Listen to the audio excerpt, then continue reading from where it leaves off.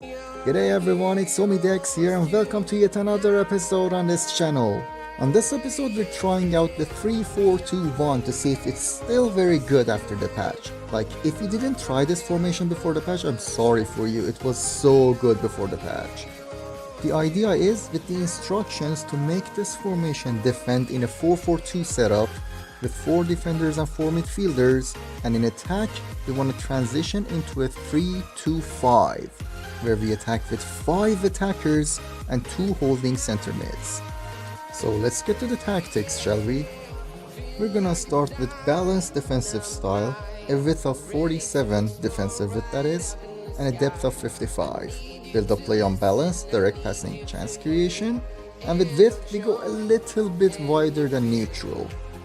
This will make sense when you see the gameplay because most of the stuff we're gonna create is gonna come from the wide areas. That's just naturally how this formation plays. 5 players in box and corners and free kicks, down to your preferences. Now, instructions are a very important part of this setup. It's a make or break for it, so pay close attention. Our central striker we have on stay central and get in behind. Now, one of our wide forwards we're gonna have on stay central and come back on defense. It's very important that we have this player next to the fullback in the wide area, because as left and right midfielder we're gonna have a fullback and an actual winger. So Salah here with the comeback on defense instructions needs to be in front of the actual fullback. Now the left midfielder, which is our fullback here, Theo Hernandez, the instruction should be on comeback on defense, stay wide and stay on edge of the box for crosses. We want this player to go forward and contribute in attacking, but not commit to the box whenever there is a chance for a cross. Remember, we don't want to get countered like crazy here. The other wide forward, in this case Neymar, needs to be on stay central and the rest absolutely default.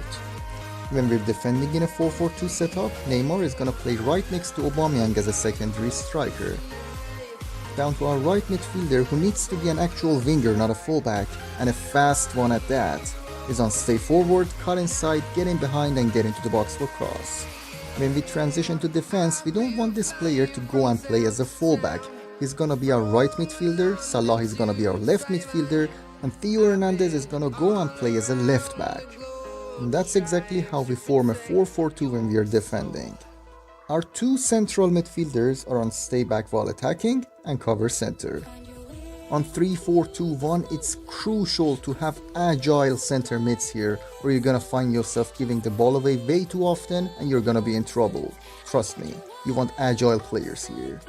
The instruction on defenders will be absolutely default, and our goalkeeper is on comms for crosses and default. Now let's see to the gameplay part and see how this formation performs. Meanwhile, I want to talk about some stuff. Is this formation as good as it was before the patch? Yes and no. When actually attacking, this is a top quality formation. The number of attackers you get and the runs you have on the wide areas and the congestion you have in the middle of the pitch, unlike any other formation you've played. But when defending, and trust me, I've experimented a lot with this formation. The fullback that we have as a left midfielder that needs to transition back and play as a left back when we are defending, he tracks back extremely slowly. Like, he takes his sweet fucking time to just find himself back on defense. And it is a bit annoying because it does leave you a little more vulnerable in defense. So if your opponent is trying to counter you from the sides, it's very important that you keep your composure and delay the opponent's attack as much as you can, so your fullback have more time to come back, track back and find himself back on defense. I would say this is the only downside to this formation. Other than that, very powerful formation still. Now with my right midfielder Adama Traore, I tried to have him on comeback on defense as well to make this formation defend as a 5-back. I did not like it one bit. I don't know, there's just something about it. Maybe it's the low defensive work rate on Adama Traore that makes him even slower transitioning back to defense. And even when he finally does and we form a 5-3-2 when we are defending, the problem is the midfield is just too open. I'd rather have 4 midfielders in front of 4 defenders than have just a 5-back and a very open and vulnerable midfield for my opponent to just pass the ball around. I don't know, does that make sense?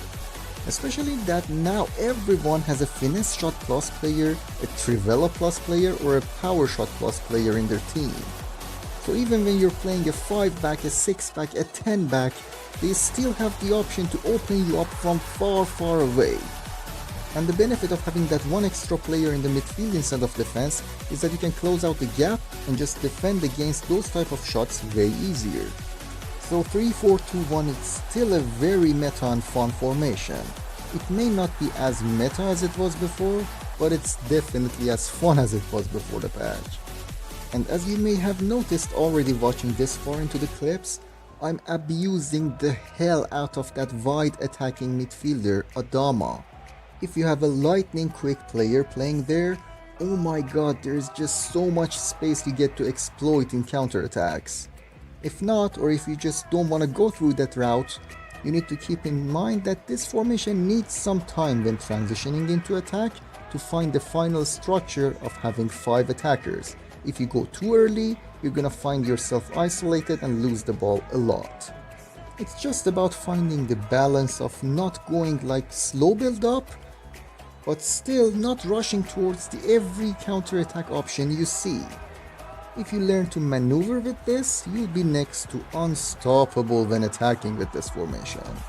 If you play in the higher divisions or you're an absolute sweat, I would recommend not using this formation for the full 90 minutes. Instead, have a more balanced and neutral formation like 4-4-2, 4-2-2, 4-3-2-1, and have this formation as a more attacking alternative version. Maybe in times that you desperately need a goal, you just know you're better than your opponent but you can't break them down with a neutral formation, or when you just simply want to go at your opponent and make them rage quit.